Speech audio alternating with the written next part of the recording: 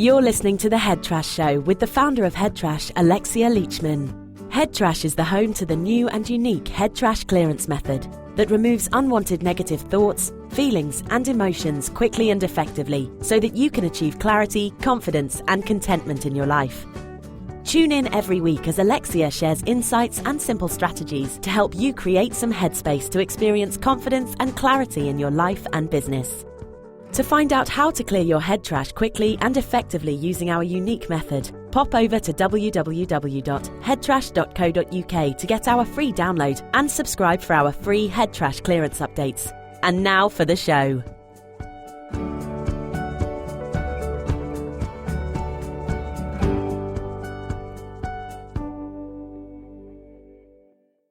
Hello and welcome back to the Head Trash Show. This is me, your host, Alexia Leachman. Thank you so much for joining me today. Now on today's show, I've got a fabulous episode for you. Today, I will be sharing an interview that I did with Kevin Laye. Now, if you don't know who Kevin Laye is, listen up. Kevin Laye is one of the Jedi masters of the personal change industry. He's got a very busy practice on Harley Street in London and works frequently with the rich and the famous, including people like Leonardo DiCaprio, Robert De Niro, and Kevin Spacey. So how wow is that? I hope that goes some way in apologising for my little absence for a couple of weeks. I have to hold my hand up and say, yes, I was drowning. I've got 2 podcasts right now and it's way too much. Because we had Easter holidays, goddamn. We had Easter holidays and the nursery is closed on a Friday and a Monday, which are my big podcasting days, and I just couldn't get 2 podcasts out. And on top of that, I also was in the middle of relaunching the Head Trash website. So you can now check out the new Head Trash website. It's looking all new, shiny and brand new and sparkly and all that kind of stuff. So do have a look. But that is why I just simply couldn't get my Head Trash Show podcast. So I really do apologise. And if you were sort of hanging on to your phones wondering where on earth my Head Trash Show was, then that is where it was. I'm sorry, I'm not superhero, I'm not superhuman, and I just couldn't do it. So anyway, that's out the way. And now back to today's show. Now I'm really excited about this interview that I did with Kevin. I did it a while ago. And Kevin and I tried to talk for a number of times. We actually did an interview on Skype, but the sound was just so terrible that I thought I just couldn't possibly use it. So we ended up meeting in person. And so when you hear the conversation that we had, we're literally in the same room together. But interestingly, the microphone didn't quite perform as I'd hoped. I thought live would mean it would be really crystal clear. My voice is kind of crystal clear. But his is less so. And I don't know why that is, because we were both sitting the same distance away from the mic. It's probably me and my muppeteering around the mic. So I do apologise over that. But so just turn it up a little bit so you can really hear what Kevin's got to say, because Kevin, during our chat, really does share some amazing stuff, some great stories, some really interesting stuff around the techniques that he uses. So just some of the things that he's going to talk about include, about the heart, why the heart is the real brain, why we don't see more evidence and research to support some of the personal change techniques that are used a lot by people that work in the personal development industry, why cognitive behavioural therapy, CBT, is used as the go-to technique by health professionals, and why actually this is failing many people. He also shares a couple of really brilliant techniques, for clearing anxiety and panic attacks. It's just so simple and quick that it's a really useful one to listen out for, and another one for stimulating oxytocin. So that's a really good one as well for combating stress. And he also shares a lot about his new SciTap technique that basically blends the best of all the techniques that he's trained in, and he's trained in a fair ton of stuff. So he is a master NLP practitioner, also hypnosis. He's trained in EMDR. He was the first certified trainer in havening, which is an amazing technique as well that's got a lot of science to back it up. So there's a lot of stuff that he talks about during our chat. For the professional coaches and therapists out there, I think that you are going to love this episode to get a real insight into one of the leading lights of the industry and how he approaches the work that he does. And for those of you that aren't a professional industry, I think you'll learn a lot from just listening to what Kevin has got to say about personal change as well. It really is a fabulous interview, and I'm enormously grateful for Kevin for coming to my house. I mean, goodness, I can't believe that, he's worked with these rich and famous people and he's come to my house. So there was a lot of cleaning going on before he turned up, let me tell you. So I hope that you enjoy the interview that I had with Kevin, and he also shares a great offer for people as well. So once you listen to this, you'll find out what you need to do to get a free audio session from Kevin as well. So listen up. I hope you enjoy it. It's a bit longer than usual, the interview, but you know what? It's Kevin Laye, and you just got to listen to what he's got to say because it's just so brilliant.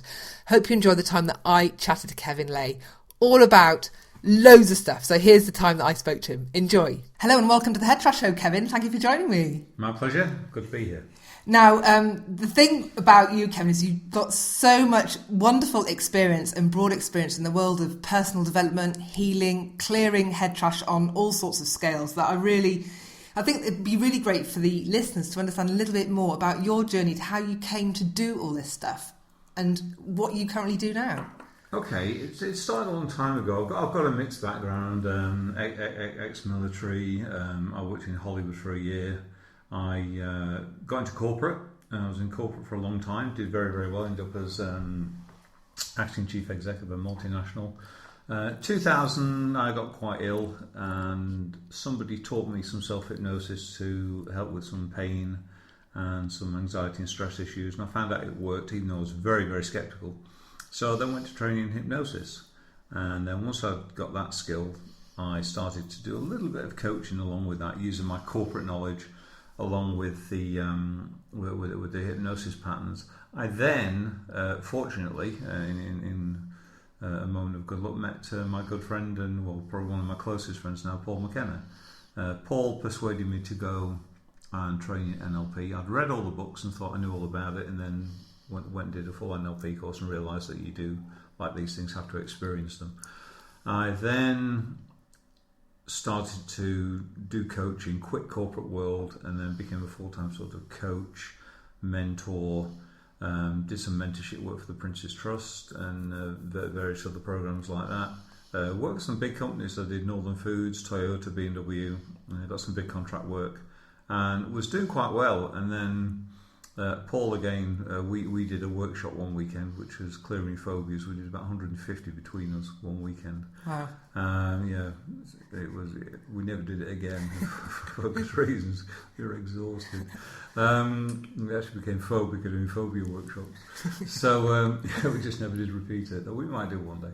And at the end of it, Paul just said, why aren't you doing therapy? I said, do you think? He went, oh, for God's sake, yeah, do it. And then he started to send me people, and then this is when I was still living in Nottingham, and then he nagged me to go and work in London because he had lots of people down there for me to work with. So I did, and then I ended up in Harley Street with a very nice room there, and I've been there now for 15 years, almost 14, 15 years. Built up a very good practice, learnt lots of things. I'm a bit of a learning machine, learn all the time. I'm always going on courses, even going on courses this year. I've already been on one. I've got another couple scheduled. In fact, one of them is actually a stand-up comedy course. Oh, really? A 4-day stand-up course, which is going to be a lot of fun because you're presenting, you're talking to people. It's just another skill set to have there. Not that I want to be a comedian, but who knows? But a lot of people do actually. Rod Gilbert, who's going through who went through the same company I went through. Rod's an NLP master practitioner. Is he? And uses a lot of it in his. I love Rod Gilbert. He's brilliant. He uses a lot of NLP, a lot of nested loops in the way he does stuff. Quite a few of them have done NLP and a few other things. So yeah, and I'm always looking to sort of develop and create, and that's it's just. I like the Japanese Kaizen philosophy. Good make better. Just continuous improvement, develop all the time. Very passionate about my work.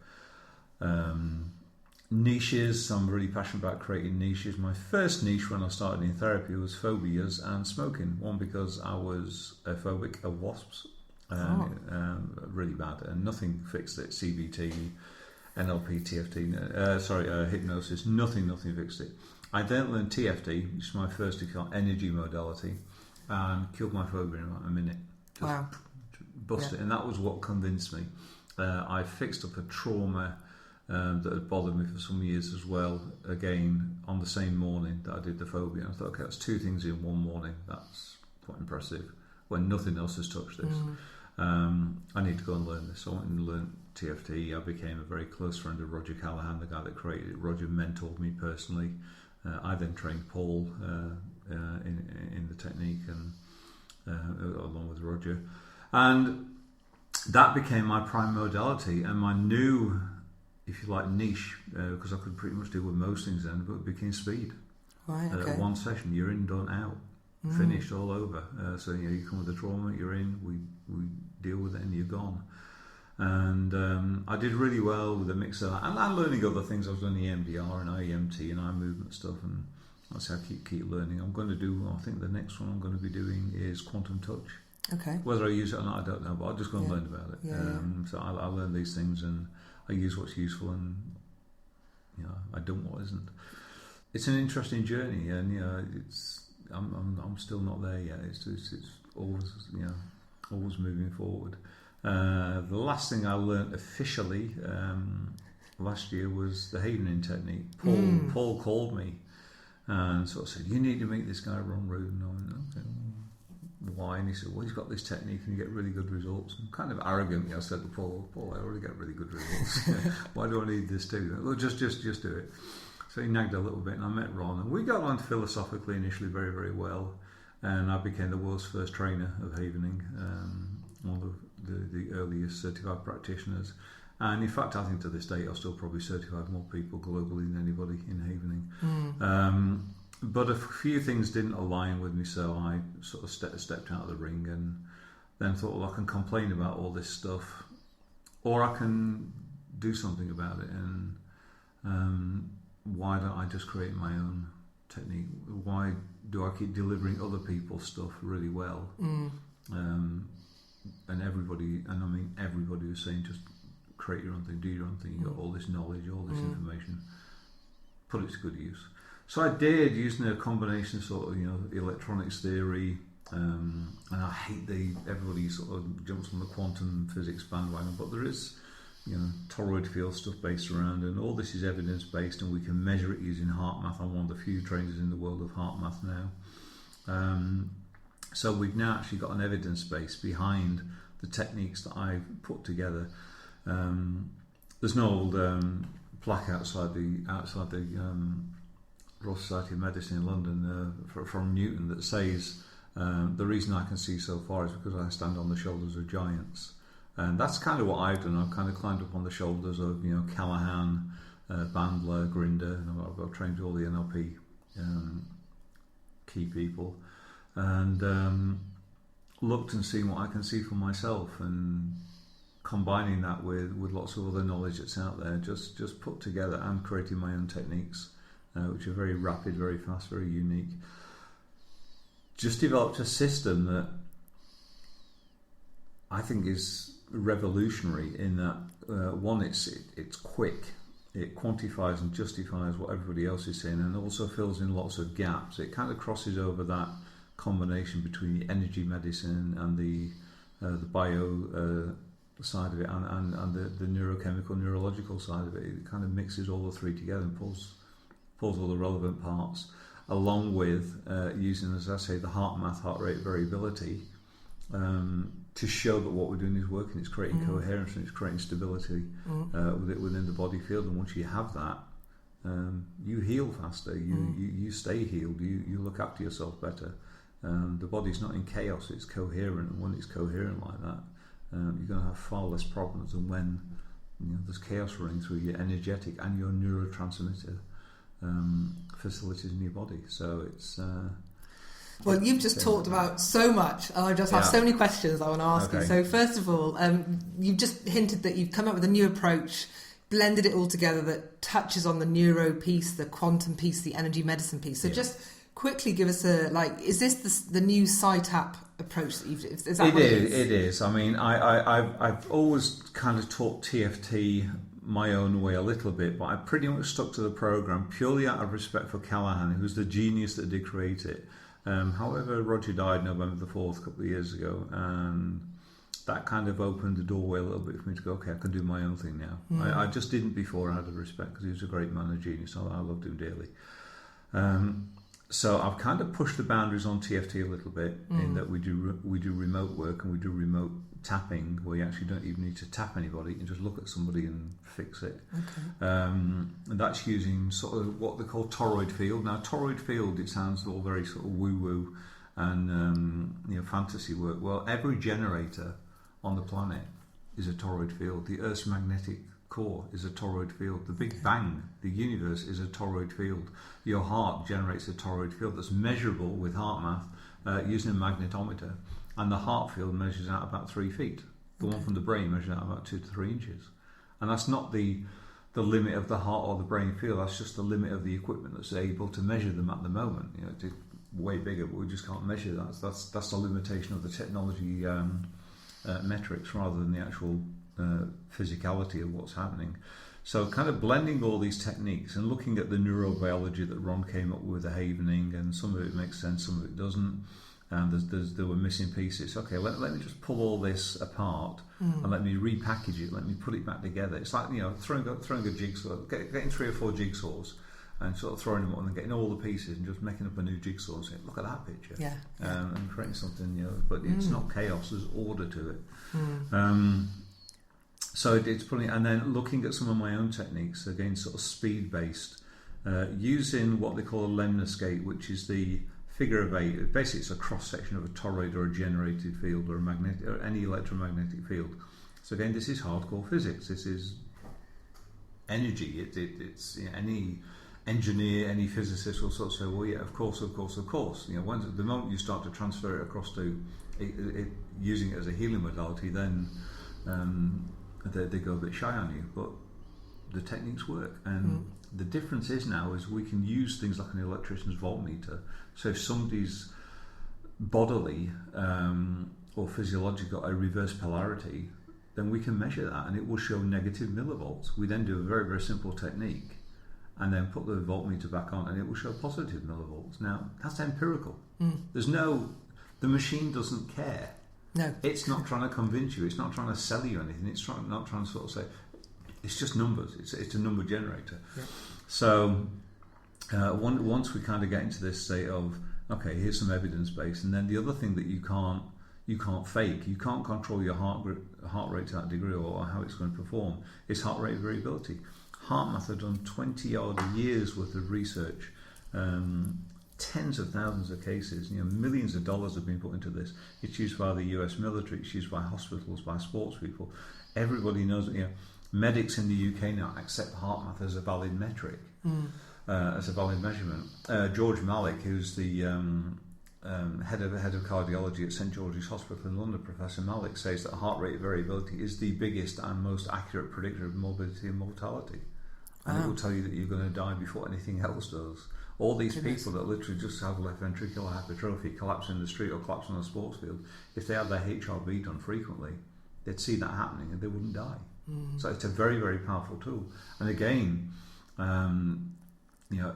it's a machine, it's a computer program, it's software, it doesn't care. It's just going to report back what it sees or what the sensors pick up.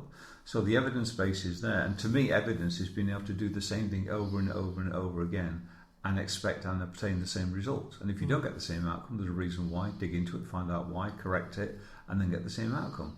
And we can do that for the first time. We can actually do that. So we can head off the placebo arguments as well. Of course, you get that too. Yeah. And of course, there's a placebo effect in everything. Placebo is the most tested drug on the planet and the most actually efficacious drug on the planet, but you can't sell a drug called placebo. No. How bizarre is that? So you're saying that a lot of the work you've combined and brought together in your new methodology is sort of, you can really stack it up with the science. It's other people's work. I've looked at the science behind it. I come from a sort of science engineering background, so I've kind of looked at the science and structure behind that and sort of said, okay, here's the theory. How can we prove the theory? And double-blind studies don't do that. I mean, for example, with havening, or even tapping, which implies sort of tapping or touching on the body or stroking on the body, the initial question is, okay, how many times did you touch and how hard did you do it? There are too many variables. Whereas when you just put a probe on somebody and it says an X number or Y number, and then you actually do a very, very small treatment and then repeat the exact same process and you get a different number, you can't argue with that. The machine, like I say, doesn't care. When you wire somebody up, the plethysmographic output has been taken through an ear sensor, put through some software in the machine, and it shows what the heart rate data is, and it shows the coherence values, and it gives you all the numbers and all the relative data. You can't fake that. You can't pretend what the data is or what it isn't. And once you can start to replicate this over and over again, it's not just a one-off, it's not a trial of one. There's going to be hundreds with heart method. Thousands of people have been through this process. So it's proven technology. We're just using it as a known, acceptable metric to measure the efficacy of our treatments and what we're doing. Well, there's a great app that I'm a real fan of called BreatheSync. I don't know if you're aware of it. It's on the Apple, and I use that before and after when I do head trash clearance using reflective repatterning, and I always see a massive improvement in the results. And I love that because of the very reason that you just said, you can measure it, you can see it in numbers. My phone doesn't care what technique I'm using, but I get to see that all the time, that I'm getting an impact. So this is brilliant that what you're bringing together has got all this science backed behind it. Now, just thinking about the science and the techniques, some you've touched on, some of the energy in medicine, and also things like NLP. A lot of people just sort of throw a lot of those techniques out, considering them woo-woo because there is a lack of science. What do you say to people that go, hey, does this stuff really work? Well, why is there no science for it? My thing is prove it. One is it costs money. Evidence-based studies cost money. Steve and myself have put together a program of an app that's going through clinical trials. We've spent 8 years now nearly doing it to the cost of probably £200,000, which we're either going to make some money out of, hoping it works, or we're not, and we've written that off. So a lot of the thing is a lot of people will not invest. Drugs companies have set the bar on this, and they can invest millions in a drug and create the study. So sadly, they control the trial, the ethics committees. We couldn't even call our system exam stress. We had to call it exam nerves, because the moment we put the stress word in there, the S word in there, we have to go through a completely different set of ethics committees. Right. So it's very manipulative. So that's why we've kind of picked our fights and picked our trials. But now we've got people on side. We've got a study over the last 6 years that's been run at a surgery, which shows that 90% of people that go on the system get a 70% reduction in stress and anxiety in less than 15 minutes. Wow. And it's maintained after 6 months, so it has what they call long-term good effect. So again, the study work's been done. Most people don't do it because it's laborious and it's lazy, and they can't be bothered a lot of the time. I mean, going through the process of actually de-stressing, just what they need to do. Because, again, not having to go to the pharmaceuticals, but they've kind of set the bar, and they've set a very high bar, so very few people can challenge them. And they are not going to challenge things that aren't a threat. CBT is known to have a very, very poor efficacy. Professor Laye's studies show that with combat stress, I think the results were over a year that 15% had a good outcome, which means an 85% failure rate. That's huge. So why the drugs companies are having a go at CBT? Because it doesn't work, and within 18 to 24 months people are back on the medication. So there's no threat there, so that's why. We've already been pre-warned that once we start to get our numbers together and we extrapolate what we've already got, that the farmers will come after us, the pharmaceuticals will come after us, and they'll do one or two things. They'll either offer us a silly amount of money to buy the product and bury it, or they'll do everything they can to trash it, and us and everything. So we kind of prep for that, but we have a plan. So good for you. It's okay. So basically, what I'm hearing is that essentially there's a lot of really good techniques out there that can do really good work in reducing stress and helping us to relieve things like depression or anxiety that don't see the light of day because the farmers have got the upper hand in terms of the science. Absolutely. And the scientists are paid by the farmers, and so unless someone's going to come up with a ton of money to put research into the stuff that you can't sell in the same way, that's why we don't see it. Yeah, exactly. So what about those people that go, well, they kind of get hung up about wanting to see the science. And, I've certainly come across people where, they go, well, where's the science with what you're using? It's like, well, why don't you just give it a shot? Here's an interesting one. Let me tell you a story. I did a talk for the British Dental Association some years ago, and on the talk I was talking about needlephobics and dentophobics and how to, those kind of patients. I did a couple of demonstrations, fixed one guy's fear of heights, who's a dentist. I mean, how I get invited to these things, I don't know, but I do sometimes. And at the end of the night, there's a professor there who was a maxillofacial surgeon. He did maxillofacial surgery. He was a qualified dentist, but he was retired. And he said to me, he says, yes, it's all well and good, he said, but my thing is chocolate. He says, I like chocolate, I eat too much of it. My cholesterol's too high. I should know better. I'd love to control chocolate, but I don't think I can. So I thought, okay, here's an opportunity. I said, okay, well, just imagine eating some chocolate now. He went, yeah, I could do that. I said, how much do you want it right now? He went, 10, definitely. Yummy. And I knew profiteroles were coming. So I said, okay, just do this. We did a little TFT tapping exercise. I said, okay, imagine trying to eat the chocolate now. And he went, and you could see the discomfort on his face. And he went, well, yeah, I don't want it right now. He said, but I could eat it. I said, but a moment ago, on your desire scale, your lust scale, it was a 10, and now it's more of a disgust scale, and I think it's probably way less. And well, yes, I don't want it right now, but I could eat it. I went, yeah, okay. I said, look, I can get this pen out of my pocket and push it through my eyeball into my brain, but I don't particularly want to. I said, okay, so what you're looking for, Professor, is some evidence, some empirical... yes. I went, okay, judging by your age, if you don't mind me asking, do you have children? Yes. Do you have grandchildren? He said, well, yes, okay. Do you love your grandchildren? Well, of course I do. Like it was the most banal question on the planet. I said, well, okay, let me ask you something about the love you have for your grandchildren. What colour is it? And he went, sorry? I said, no, what colour is it? Is it red, black, green, blue? He went, well, I said, okay, forget that. What shape is it? Is it cube, sphere, square? Is it a flat line? I mean, what's the shape of this thing that you call love? He said, oh, sorry, if that's it, let's measure. How do you measure it? Do you measure it in percentage, kilopascals, joules, nanometers, square feet? How do you measure this thing called love? And you see the room's kind of like, oh, she's got to see it. And I said, look, I'll tell you what, just wheel in here in a wheelbarrow this thing that you have called love, point at it and say, that's what it is. Show me the evidence. Do a Jerry Maguire thing, show me the money, and then I'll believe. Otherwise, it's just... And he went... Okay, he just went very quiet, and that's the thing. God, we live, die, and learn for love, and yet there is no evidence. There's none. There's a great phrase that Callahan used to sort of say. The definition of a thought field is a thought field is an invisible structure in space that has an effect on matter. Well, change the word thought field to gravity. Gravity is an invisible force in space that has an effect on matter. Love is an invisible force in space that has an effect on matter. God is an invisible force in space that has an effect on matter. You just change the word over. So, where does it all start and where does it all end? That's the thing. Well, we actually know that it's actually a white hole and a black hole at the centre of what's called the vertex in the singularity that started the Big Bang. So we've got the quantum theory there to support it.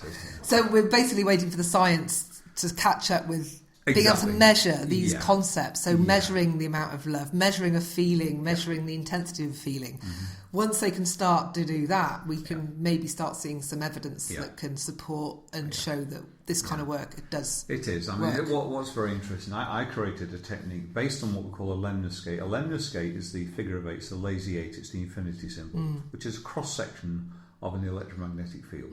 It's the donut just sort of chopped through. I was at a dinner party a while ago, and at the dinner party was a friend of mine who's a neurosurgeon. And I'm sat there and I was talking about havening and some of the science and the theory, and he went, kind of, some of it I'm not sure about. What about oxytocin and what about a few other things? Well, actually, talking about oxytocin, I said, I've just developed this technique, and let me show you what I think. And it's literally tracing a figure of 8 on your forehead. You put your fingertips in the middle of what you would have as your forehead, and you literally trace this figure of 8, nice, gentle, sort of slow, lazy air, a little bit of pressure. And I said, people feel really relaxed. And he went, this is a consultant neurosurgeon who's very left brain, very linear thinking. And he went, well, of course it will. And I went, why? He said, well, you're releasing oxytocin. He says, you're applying force to the third eye. You're going cross-hemispheric, so you're going across the corpus callosum to each hemisphere, applying pressure. He says, so there's cross-hemispheric conflict and balance at the same time happening. He said the very fact you're stroking is going to activate the pituitary and the pineal gland, and you're going to release oxytocin. Oxytocin is the natural antidote to cortisol. Of course you're going to feel relaxed. And I'm sitting there thinking, I can't believe I'm hearing this from a consultant. And he's like, yeah. He said, look, we do woo-woo too, we just can't talk about it. How So I understand it. He said, it's a fascinating technique. Let me know how you get on. So I'm in dialogue with him on maybe looking at that. And I think maybe if we get enough of an evidence base there for him, he might be able to justify getting some fMRIs done, which they have at his hospital, and just see what's happening in the brain. So again, we can quantify this. Because we said, look, when that happens, the amygdala fires up. When we do this, look, it calms down. And again, using the heart math system, which is a correlation of the autonomic nervous system, sympathetic and parasympathetic. Once we get those in balance again, it's the foot on the gas, foot on the brake. Speed the heart up, slow it down, and all the other things that happen. Then we just look at what's happening in the body, and then what can we do to kind of basically mess up. So if the body's creating a program that creates anxiety, how can we wreck the program so it can't create anxiety anymore? And that's kind of what we're doing. It's as simplistic as that, really. But measure it. That's the key thing. It's not just sort of say, okay, what's your SUD value now? It was a 10, is it? No, now it's a 2. And have the detractor say, that's just a placebo, you just made them feel better temporarily, or it's a distraction or something. No. The computer software is showing, look, this is happening, and you can't fake that. It's software, it's equipment, it doesn't care. And you mentioned a lot of the science is also based around the brain, seeing signals in the brain. And yet I've read a lot of material that suggests that actually a lot of the emotional stuff, the brain of the body is more like the heart. And you mentioned earlier that the field of the heart is much bigger than the field. The heart has a much more powerful effect. It's called an afferent communication because it is going up from the heart into the brain. But the brain-heart issue is huge. I mean, basically what happens is we have thoughts, we generate thoughts, and when we generate enough of those thoughts in our brain, we transfer them into our heart, and then they become firmly held beliefs. Okay. And it's our beliefs that do the damage. You can think you're rubbish, but the moment you believe you're rubbish, that's a completely different thing. You can think you're awesome without any evidence, but the moment you believe you're awesome, it's a completely different thing. And again, there's so many studies to support this. And again, the evidence base is there, totally. So what you're saying is like the actual idea, the very thought of being rubbish is in the brain, but actually the minute there's emotion laid on top of it, that's the stuff that comes from the heart, and that's a physical thing that you can kind of detect. The scientists can look at. What happens then is you're no longer then in a coherent state. There's a mismatch between both your heart and your head. They're not in balance. So your autonomic nervous system comes in. Your heart starts to speed up, you start to produce more adrenaline, your sympathetic nervous system, your eyes will dilate because there's a fear response. You have to stop that. And you can do that very, very quickly. I've created another technique, which is literally just tap your bottom lip. Okay. That stimulates the parasympathetic nervous system. Just literally drum your fingers on your bottom lip, stimulates the parasympathetic nervous system, which counters the sympathetic nervous system trying to act up. And then what happens there is, you can't pump the adrenaline, your pupils contract, you begin to salivate more so you don't have the dry mouth thing, your blood pressure regulates, and basically it knocks on the head panic attacks. Really? So if you're going through a panic moment, tap on your bottom lip. Just drum your bottom lip with 2-3 of your fingers? Just 2 or 3 fingers. So roll your fingers along your bottom lip and just tap on that. I will be putting a YouTube up on it at some point. Okay. But it's so easy. And again, we know what's happening. There's some vasovagal stimulation on the vagus nerve gets stimulated, which kind of comes, an afferent nerve comes up the front of the body again. And you also produce more nitrous oxide, which is a vasodilator, so your blood pressure drops, and there's lots of evidence behind it. So is that when you're in the middle of the panic attack? Do you have to be thinking about or can it be if you know you've got something coming up and you can sort of do it in advance? Do it prophylactically, just head it off at the pass, just tap on your lip. Okay. Simple as that. Brilliant. And the one for the oxytocin, let's say a figure of 8 in your forehead, dump some oxytocin out into your system, and if the cortisol tries to get in there, there's no space for it. Yeah. There's no room for it. Because I've been doing a lot of reading and studying on the sort of the pregnancy aspect, and oxytocin is quite a shy hormone from what I've gathered, but it's produced in copious amounts. Is it? Yeah. So you can literally just flood your system with it. Absolutely. I mean, people buy it over the counter. Yeah. You can snort it. You can literally snort oxytocin. However, the body produces more than enough than what you need. You just need to know how to access it. Yeah. That's all. I remember you gave me that technique when I was waiting to bring on my little daughter, and I was swishing my forehead with the number 8. You just and literally you put your fingers in the middle of your forehead, you trace this figure of 8, this lazy 8, count to 20, 30 while you do it, depending on the speed at which you're doing it, and then just open your eyes and try and think stressful thoughts, and you can't, because there's no room for stress. You're flooded with oxytocin. The cortisol's kind of going, well, I've got nowhere to go. It's stuck. It's like it can't activate because there's no space for it to activate. Yeah, amazing. So you've let's just talk a bit more about the technique that you've come up with, which you've called SciTap. It's called SciTap, Psychosensory Techniques and Principles. So people think it's just about tapping. It's not. It's the techniques and principles. So I'm going to teach the techniques and the principles underlying it around psychosensory input. Psychosensory input is, smell, touch, taste, our kinesthetics and what we hear. It's all auditory input. That gets transduced neurologically into emotional states. We hear... if you're driving and you're playing heavy rock, and then you change channels to classic rock, onto say classic music, from classic rock to classic music, your driving habits will change completely. And again, this is stuff can be measured. You can wire people up to heart rate monitors, you can wire them up to blood pressure machines, to pulse oximeters, and there are definite physiological changes that happen just by changing music. That's it. It's as simple as that. So driving starts changing. You tend to be a lot more sedentary and more relaxed. We react to things. You see a fluffy sort of kitten on YouTube, but then again you see something absolutely horrible happen, and again it's not happening to you. You're seeing it vicariously, but you have a reaction almost as though it's happening to you. You have this limbic-based paleoancestral caveman response as to it's a perceived threat, very much a perceived threat. And so your technique is sort of is addressing all of that. As I say, I've been mentored. I've been very luckily mentored by some absolutely brilliant people, and I've kind of looked at almost like picking the best of the best. It's like now that's what I call good therapy. Album 24. I'm picking the best bits of all the best bits, and cherry picking. And also looking at what I've created and the theories behind it, and then using the evidence-based network that we've got with the heart math and with a few other things that we've got to show that it's working, it's doing what I'm saying it's doing. So. And I'm sure later on down the road, if we could ever get to a clinical trial stage, then we could do cortisol swabs, and we could do saliva swabs and get cortisol values if we needed to.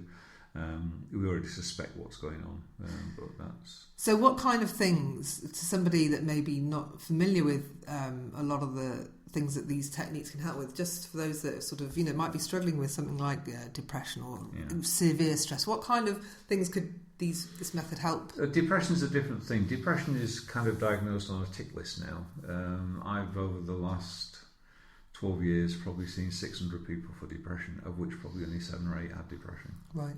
It's misdiagnosed ridiculously because people fit certain criteria and metrics on a GP's form, so they get given an antidepressant and therefore by default they're depressed. Whereas quite often they're not. It's chronic anxiety or a trauma that needs releasing. But no, we can deal with levels of depression to some degree, or depressive tendencies and moods. Anxiety, stresses, fears, phobias, physical pain. Most physical pain, according to John Sarno, some 30 years ago, most physical pain is trapped stress and anger and other emotions that manifest itself in a somatic form in our body to distract us from the emotional pain. We have a physical pain to distract it. If it's a real pain that's meant to be there, you won't get rid of it. If it's a referred pain, or if it's a non-physicality pain, then you can get rid of it, because then that's an emotional issue. It's an emotional pain. John Sarno, who's a medical doctor in New York, was positing these theories 30 years ago. And like all things, initially he was ridiculed. Like all truth, initially it's ridiculed. then it's accepted, and then it's seen as self-evident. They're the three stages that it goes through, and it's like, oh yeah, of course, we know that now. Well, yeah, this guy was saying this 30 years ago. But even now, I think a lot of that is still dismissed quite a lot. When I talk about, I've shared a lot on the podcast when I've experienced certain symptoms, and it's like, well, what's the trapped emotion there? Let's release the trapped emotion. You can relieve the physical symptoms. And still people are like, well, that sounds a little bit woo-woo to me. And so you're saying that actually there's a lot of evidence behind... Yeah, well, what I'm saying is science is catching up with woo-woo. Yeah. in a nutshell. Science and woo-woo. One day we'll meet and shake hands and kind of go, actually. There's a great phrase, science is the yoga of the West, whereas yoga is the science of the East. Yeah. And it's just that. Again, it's that figure of eight. And eventually they will meet in the middle. They will hit what they call the vertex point and meet and kind of go, oh, actually, neither of us are wrong. No. We're actually both right. And, just looking at it from different sides. Yeah. So have you got any favourite approaches? Are there ones that you just love using just because you're really comfortable with them, or... Are you driven by, I know I'm going to use this because it works? I tend to use what works. Even if I've got to sometimes resort back to using, I use hypnosis a lot, just linguistically, but, and I use NLP linguistically without trying to do it as a form technique. It's just, Richard Bandler once said to me, Richard mentored me quite closely, and he sort of said, you can't do NLP. You can't do NLP, you have to be NLP. Okay. And I kind of get that. If it's not in your core, then it's manipulative, and people don't like manipulation, which is why a lot of people don't like NLP. They sort of say it's manipulative. That's because the people doing it are manipulating, and they're not very good at it. They need to do a few more courses, or study with the right people. You just like to use what works. I use whatever works for the right client at the right time. Occasionally I'll get them going into like weird stuff like spontaneous past life regression and things like that. Yeah. And I'm trying to do that. I've done PLR. Yeah. Did the course. Well, you only live once, so. It's fun stuff too. That's why I love this stuff. There are no two clients. So people are like snowflakes. They're all different. They're not the same. And you treat everyone individually and differently. You can't presuppose that somebody's going to react in a certain way to a certain technique because they either will or they won't. And if they don't, then you have to have a big toy box. I don't call them tools because that implies work. It's more play for me. So a big toy box so you can pull the right toy out and get the right result. It's all about, initially, I think, sort of Frankl's stimulus response. In Viktor Frankl, in his book, Man's Search for Meaning, said, there's a moment between stimulus and response where all negative things occur. And all you've really got to do is open up that gap, widen the gap, so you can just make a more informed, more rational, better choice. And it seems to me that the whole field of working to improve our performance and really tackle the emotional, mental piece within us has really moved on significantly in the last 50 years or so. And certainly when NLP came out, it was amazing. Yeah. And do you think sort of some of the, that provided a really great foundation for a lot of the work today? Do you think NLP compared to what we see today is still delivering the kind of results? Or do you think there's other bodies of work that are now built on that kind of are almost... not better, because I don't like to use the word better, but kind of, more effective. I'm a master trainer and practitioner of NLP, and I've trained with both Richard Bandler and John Grinder and a few other people. NLP was initially created because it looked at excellent things, modelled them, looked at the epistemological process, that, how does that work, why does that work? And then it stopped doing that. It created its own system, and it's kind of stopped doing that now. John Grinder's done some work with New Code and everything, but... I've had many people really high up in the NLP sort of world sort of look at TFT, which works elegantly and works hand in glove very, very well with NLP, and they dismiss it. They'll dismiss it and say it's just collapsing anchors, despite all the evidence against that. And whether it's because they feel threatened because something's come out that's more powerful or appears more effective, then I don't know. But I'd probably say it's a threat base. It's I've created some NLP techniques of my own that I've developed and shown them to people. And do they kind of go, oh, that's great, and embrace it? No, they completely ignore it. And they'll go back to using a 6-step reframe or a swish pattern, which incidentally, if you give a client a swish pattern to go home with, and expect them to do it, you live in a fantasy land. It's too complex. People want simplicity. Yeah. People want now. We live in a society that's a now society now. Yeah. We want Amazon Prime, just in time stuff. Yeah. Next day delivery, instant messages, email. We don't live in a long term. That's why that's why the more you can deliver this, I can fix you now. Yeah. Stuff is really powerful. And why do you think, some of the techniques that you're talking about, like NLP and TFT and hypnosis and some of the new energy techniques as well that are really quite powerful, there seems to be there's a lot of people out there that could really do with some of this. When you think about PTSD, some of the veterans, for example, that come back from fighting in the wars, that are really kind of missing out on experiencing the magic that comes from experiencing healing. And you hear these people that live with these traumas that don't seem to know about them. What's that about? I'm not going to go down the sort of conspiracy route or around the farms, but the government is restricted by what can go through the NICE protocols, the National Institute of Clinical Health and Excellence. And unfortunately, CBT has ticked those boxes. Even though the efficacy is proven to be very, very poor, it ticks those boxes. And people sort of say, well, evidence-based, all pharmaceuticals have got an evidence base behind them. Yeah, they do, but however, I don't know if you know, but if you do 20 trials on the drug, and 19 of them show that the drug isn't doing what it says it's doing, but one does, they only have to publish the one that does. Yeah. They can ignore the other 19. If they don't like the data they get, they just don't publish it.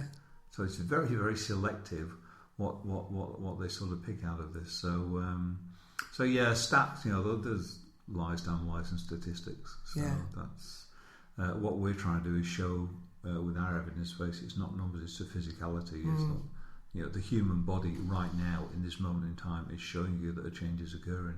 And once we've got enough of that data together, we'll compile it.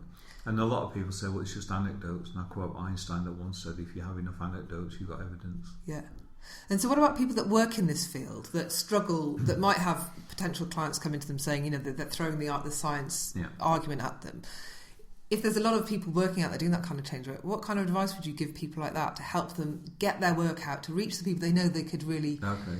Have you got any advice to people like that? Because you've clearly made a real success out of your business and reaching people. Come on, site app. It's not a sales pitch. No, it's good. It's a good structure. It's not that laborious. It's a 4-day training, and a lot of fun. No, actually, if somebody really does want to go, I just say, well, then keep your problem. If you want to keep it, you've got all the evidence you need that you're messed up and you're screwed up and life sucks. Then keep that and keep your evidence base that supports that. However, when you're ready to sort of let go of all that, whether it's woo woo or not, or I can show you, then come and see me. Yeah. You can't force these people to be fixed if they don't want to. Just talking about the PTSD thing. I was about to go and do, with the blessing of Prince Charles, the Colonel-in-Chief, the family's officer, the Welsh Guards when they came up from Afghanistan, knowing that they're never going to go back out there again. And at the 11th hour, I had the plug pulled on me by the psychiatrist. Really? Yeah, he said, no, it's not going to happen. Everybody else is up for it, psychiatrist, no, not going to happen. So it seems to me like there is the people that have trained in psychology, the kind of the traditional people that maybe spent 4+ years training in their field are maybe sort of guarding their sector, their industry. Maybe they make a bit of money out of that, so, maybe that's a motivator. Maybe it's not, I'm not saying it is, it's just a suggestion I might drop in. But it's, it makes you question why when something is shown repeatedly to work over and over and over and over again, why they don't look at it, at least scratch their head and go, let me find out a bit more about that. And certainly when you hear about, certainly here in the UK, when you've got the NHS that's struggling with all the drugs that they're dispensing, haven't got enough money, and most of that money is spent on the drugs, and yet the major cause of spend is there again, you've got a strange dichotomy. If we were to apply, for example, our technology that we have in our web-based app, Steve and I actually did a study once based on some of the numbers that we had from GP data that we had, that we showed that we could save, if we did our worst job, we could save the NHS 1.6 billion a year. Right. Our worst job. On a good day, what could you do? If we did what we thought we could do, we're looking somewhere between 3.8 to 4.2 billion, somewhere in that range. However, if we did that, what would then be there is there will be a hole, because people would be using the pharmaceuticals anymore, and there will be an 11 to 15 billion pound hole that our savings don't fill. Oh, really? What you mean in the economy? Yeah. Same with smoking. That's why it's... There's far too much tax revenue from cigarettes to be offset by the savings in the NHS. It's a bad economical model. As harsh as that sounds, it's a bad economical model. So basically, it pays the government to keep us ill. Bottom line. Yeah. And if we all live longer, what's that going to do to the pension pot? Yeah. So they kind of want us to cark it. I'm not saying that directly, but it's a suggestion. It's a thought. It's just a thought. It's an interesting idea. Maybe it's true, maybe it's not. I don't know. I'm not going down the Illuminati. I'm not David Icke, so I'm not going down that sort of. However, he does say some very profound things when you look at some of his evidence again. But no, it is what it is. All I can do, I could die tomorrow. The world isn't going to fall apart because Kevin Laye's not here. All I can do is make the difference I can make. As and when I can make it right now, and if people want to join me on the journey, then that'll be great. Yeah, brilliant. So if people do want to join you in this journey and follow you and follow your work, where can they find out more about you? Okay, well, there's a couple of websites. One is my own personal, Kevin Laye, laye.co.uk, or you can YouTube. There's lots of things on there. And the other one, the new one, is SiteUp. It's psy-tap.com. And there, if you just go on and say that you've got an interest in it, we'll send you a download that's worth £12-13. Oh, brilliant. Of course, shall we transfer you can get that off there. We're not going to bombard you and hit you with landing pages and emails. My admin skills aren't that good at that. I hate doing that anyway. So I hate it happening to me, so I don't want to do it to other people. So no, it's good fun. If you want to join the family or join the little cast of Jedi warriors that I have, fantastic. Then yeah. And your next training, you've got some new trainings coming up. Yeah, I've probably got a training.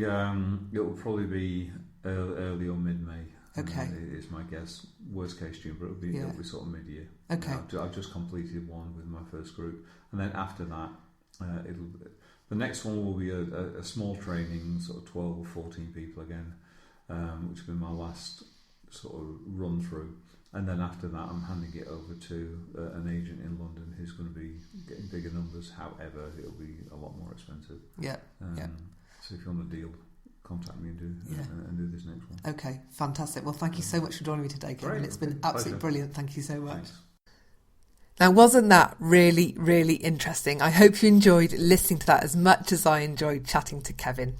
Now, while we spoke, he shared so much really great information. But if you want to find out more about his SiteUp trainings, then the link is in the podcast show notes.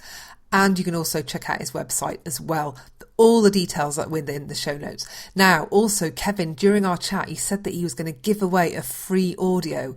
And that audio is the Banish Stress audio. And if you want a free download link for that audio, then again, you can find that within the podcast show notes on the Head Trash website. So if you just go to headtrash.co.uk/Kevin, and you'll find all the details that you need on that web page, and that'll be there for you to just download absolutely free. That audio that he's giving away is normally retailing for just under £13 UK pounds, so that's about $15. So you can get that absolutely free as a listener to the Head Trash Show podcast. So massive thanks to Kevin. So I hope that you got a lot out of that, and I will see you guys next time on the Head Trash Show podcast. Thank you for listening. Bye. Thanks for tuning in. You've just been listening to Alexia Leachman here on The Head Trash Show. If you enjoyed the show, she'd really appreciate you leaving a review on iTunes. And don't forget to pop over to www.headtrash.co.uk to get your copy of the free 5 Steps to Clearing Head Trash guide. Stay tuned for upcoming episodes for more strategies, tips and how-tos for clearing your head trash and reclaiming your headspace. Until next time.